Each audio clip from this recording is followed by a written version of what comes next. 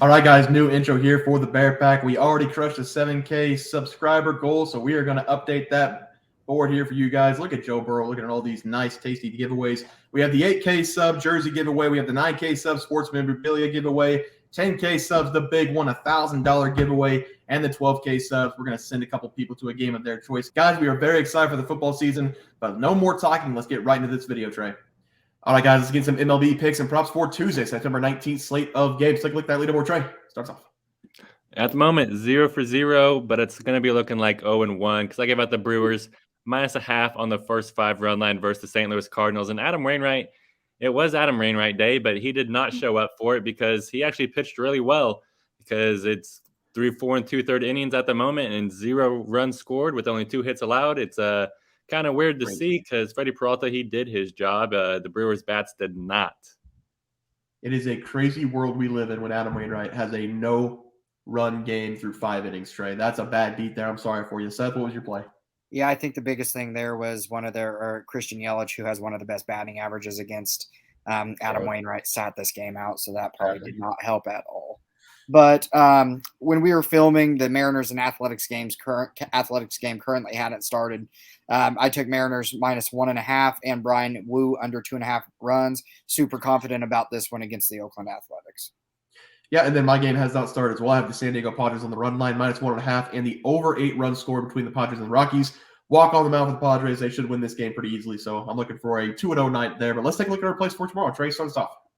Yeah, I'm going to start us off here with the Toronto Blue Jays at New York Yankees game. I'm actually pretty pumped to watch this AL East battle because both these teams are trying to make playoff pushes because the Blue Jays, they're currently the number 2 seed in the AL wildcard with an 83-67 record, 42-33 on the road this season. They've been road warriors all season long. And the Yankees, they're trying to make a late season push. I got to give it to them. They're still only 7 games behind the Rangers for the last spot in the AL wildcard, but they're running out of days and running out of games. And they currently have a 76-74 record, 39-36 at home this season. But something about this game is just telling me to hammer the Yankees here, and that's what I'm going to do. Give me the New York Yankees here on the money line this game because the Blue Jays, they're throwing out Yusei Kikuchi in this game. He has struggled over his last 5 starts because Kikuchi, he's turned that to an 0-2 record with a 5.68 ERA paired to 1.46 whip. He really has struggled allowing a ton of base runners here recently, and it should continue in this game against the Yankees. And the Yankees, they're throwing out Clark Schmidt in this game. He's actually been pretty decent over his last 5 starts because he's turned that to a 1-1 record with a 3.77 ERA paired to 1.25 whip. So just off those trends, I have a lot more confidence in Schmidt than I do in Kikuchi in this game. And whenever we factor in that this Yankees team has scored an average of 5 runs per game over their last 3 games, and the Blue Jays, they're only scoring 3.3 runs over their last 3 games, I think the Yankees, they're a lot hotter team, and they're also the home team in this game. So give me the Yankees here on the money line versus the Blue Jays. I love that play, Trey. Seth? Yeah, and I'm going to go to the Windy City of Chicago for my game, and I'm going to take the Chicago Cubs on the full game run line against the Pittsburgh Pirates in this game. The Cubs are still fighting to hold on to a playoff spot, so they absolutely need to have a good series against the Pittsburgh Pirates. The Cubs will be sending a pitcher to the mound that I have really liked this season, and Javier Assad. He has gotten roughed up over his last couple of starts, but other than that, this pitcher has been really solid in helping this Cubs team make a push for the playoffs. Assad has also had some success against these current Pirates hitters as they hold a 200 career batting average against him. In his 1 start against the Pirates this season, Assad was able to pitch 7 innings while only allowing 1 run on 3 hits. I look for a little bit of the same in this one as Assad has had the Pirates number in his career. This is another game I'm not seeing a probable starter for the Pirates. Like I said, we're getting into that portion of the season where non-contending playoff teams wait to put out who their pitcher is going to be. This Cubs offense has been very good this year, so whoever the Pirates have going, I have confidence this Cubs offense can handle it. This Cubs offense is definitely a playoff caliber offense, so they should be able to put up the runs needed in this one. Give me the Cubs at home on the run line against the Pittsburgh Pirates. Yes, Seth, I like that one as well. For my play today, I'm going to be looking at the San Francisco Giants going up against the Arizona Diamondbacks. I'm going to take the Giants on the money line against the D-backs. We have Alex Cobb on the mound for the Giants and Zach Gallen on the mound for the Diamondbacks. This was a tough one for me to bet against Zach Gallen, But a couple things need to be discussed as to why I'm taking the Giants today. First of all, this is a very big series for the Giants because they are currently 2 games outside the wild card spot, and the Arizona Diamondbacks have been winning games lately, and they are now a couple games ahead of the Cincinnati Reds, who are nipping at their heels for the last spot in the NL wild card. The Giants are sitting at 76 wins, and to get in right now, the Miami Marlins are currently 78 and 72. So they need to win games, and they need to win games now. I'm also taking the Giants because Alex Cobb has been the better guy on the mound as of late. In his last 5 games, he's had 3 of those games where he's gone 5+ innings, giving up 2 runs or less. He did have a couple bad starts, one against the Atlanta Braves, which everybody has a bad start against the Atlanta Braves, and the other one was against the Padres. But overall, over the last 5 games, he's been better than Zach Gallen. My guy, Zach Gallen, has 1 complete game against the Chicago Cubs in his last 4 games, where he only allowed 3 hits in that spot against the Cubbies. But in the other 3 starts, he had given up a combined 17 runs and 25 hits to the Orioles, Mets, and the Dodgers. This is not the Zach Gallen I know and love. Something is wrong with his mechanics right now, and until we see him come out and pitch another great game, I'm going to continue to fade him on the mound. Give me the Giants on the money line, fighting for the playoffs as my play. Trey, Seth, let's go with the player props. Start us off, Trey. Yeah, and I started us off with a loser yesterday, and it broke my heart because I gave out Brady Singer under 3.5 strikeouts versus the Guardians, and I hate Brady Singer so much. Yeah. He pitched in 6 innings, allowed 4 runs on 8 hits, had a crappy start like usual, but he barely hit the over. He finished with 4 strikeouts. He had a strikeout in the 1st, 2nd, 3rd, and 5th inning to just break my heart. So shout out Brady Singer. Jordan Lyles, Brady Singer. Seth?